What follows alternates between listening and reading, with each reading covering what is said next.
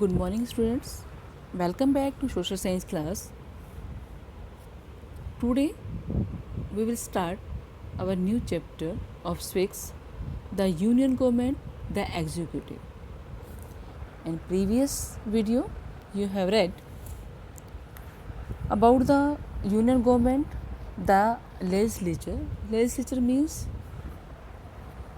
law-making body. You have read about the lists, Lok Sabha, Rajya Sabha. अब जो law है वो legislature ने बना दिए, अब उनको एग्जीक्यूट कौन करेगा। सपोज एग्ज़ाम्पल है कि आपके स्कूल में एक लॉ बन गया कि सबको इंग्लिश बोलनी है, तो हु विल चेक कि फॉलो हो रहा है या नहीं हो रहा। टीचर चेक करेंगे, मॉनिटर चेक करेगा, प्रिंसिपल मैम चेक करेंगे। तो एग्जीक्यूटिव का काम क्या है? चेक करना कि वो फॉलो हो रहा है या नहीं हो रहा। तो सेंट्रल लेवल पर हम पढ़ेंगे, स्टेट लेवल पर भी एग्जीक्यूटिव होती है, लेकिन हम किसके बारे में पढ़ेंगे? सेंट्रल एग्जीक्यूटिव के बारे में।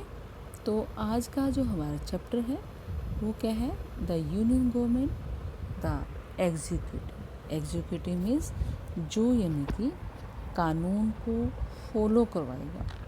ठीक है, तो यस देखिए chapter 19, 219 page number, open your books. Yes, you know very well every government has three organs: legislature, executive, judiciary. हमारे यहाँ जो इंडिया में कॉन्स्टिट्यूशन ने क्या प्रोवाइड किया? Parliamentary form of government.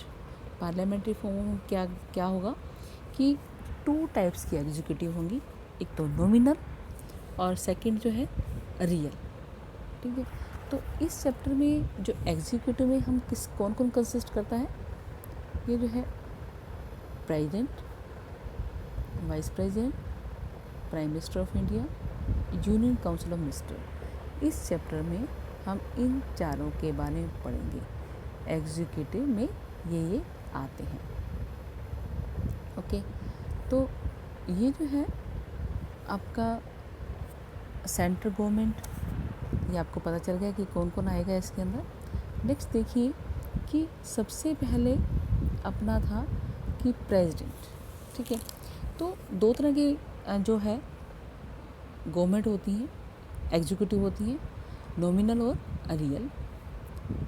जो प्रेसिडेंट है वो क्या होता है? नॉमिनल होता है। नॉमिनल जो है उसके पास कोई पावर नहीं होती। सब पावर किसके हाथ में होती है? वो होती है प्राइम मिनिस्टर के हाथ में। ठीक है, सिर्फ वो क्या है, नाम के लिए हेड होता है, और जो हमारी पावर है वो किसके हाथ में होगी? प्राइम मिनिस्टर के। अगर हम कंपैरिजन करते हैं यूएसए के प्रेसिडेंट के साथ, तो यूएसए में जो प्रेसिडेंट के पावर जो है बहुत होती है। ठीक है, जो इंडिया का है, इंडिया में जो प्रेसिडेंट है उसको हम क्या बोलते हैं? हेड ऑफ द स्टेट बोलते हैं। Head of the state, state मतलब कंट्री, मीन्स क्या है? Country. Whereas the prime minister is called head of the government. और प्राइम मिनिस्टर को क्या बोलते हैं? Head of the government. Government का वो हेड होता है, रूलिंग पार्टी का वो क्या होता है? हेड होता है। सबसे पहले first of all we will read about the president. तो प्रेसिडेंट बनने के लिए क्या क्वालिफिकेशन होनी चाहिए? देखिए, number 1, the person must be citizen of India. उसको क्या होना चाहिए? सबसे पहले इंडिया का सिटीज़न होना चाहिए। Number 2, the person must have completed the age of 35 years. उसकी एज कितनी होनी चाहिए? 35 ईयर या से अबव। आगे है जो 3rd, the person must not hold any office of profit under the government of India, state government और लोकल गवर्नमेंट बॉडीज़। ठीक है, कि वो पर्सन जो है कहीं भी किसी भी गवर्नमेंट के अंडर काम ना करता हो, ना सेंट्रल, ना स्टेट, ना लोकल बॉडीज़। आगे देखिए, the person must be qualified for the election as a member of house of the people. House of the people, Lok Sabha का मेंबर बनने के लिए जो क्वालिफिकेशन चाहिए उसके पास भी वो होनी चाहिए, यानी कि वो क्वालिफाइड होना चाहिए ताकि वो लोकसभा का मेंबर बनने के लिए इतना क्वालिफाइड हो। Number 5, the person shall not be a member of either house of the union legislature और house of the legislature of any state. ठीक है, ये जो है किसी भी लेजिस्लेचर का मेंबर नहीं होता। ठीक है, आपके यहाँ जो आपकी बुक में है 4 दे रखी है आपको, 1 2 3 4। Must be citizen of India, completed the age of 35 years, not hold any office of profit, and she must be qualified for the election as a member of House of the People. Next जो है tenure कितना रहता है, इसका कार्यकाल कितना रहता है। प्रेजेंट जो आपके प्रेसिडेंट हैं उनका नाम भी बेटे बताना मुझे, लेकिन मैं आपको बता रही हूँ, आप याद रखना पड़ेगा आपको। मिस्टर रामनाथ कोविंद प्रेजेंट जो है आपके प्रेसिडेंट। टेन्योर क्या है इनका, जो है नॉर्मल टर्म जो है कितना है, 5 इयर्स। ठीक है, she is elected for 5 years. The office of the president में रिमेन वेकेंट इन फ्लोइंग कंडीशन। इनका जो ऑफिस है, इनका जो पद है वो खाली भी हो सकता है। किन कारणों से, अगर प्रेसिडेंट जो है रिज़ाइन दे दे, डेथ हो जाए, ठीक है, और इनको रिमूव कर दिया जाए, किसके द्वारा, द प्रोसेस ऑफ इम्पीचमेंट। आपने पिछले चैप्टर में भी पढ़ा है, इम्पीचमेंट एक प्रोसेस है जिसके द्वारा प्रेसिडेंट को हटाया जा सकता है।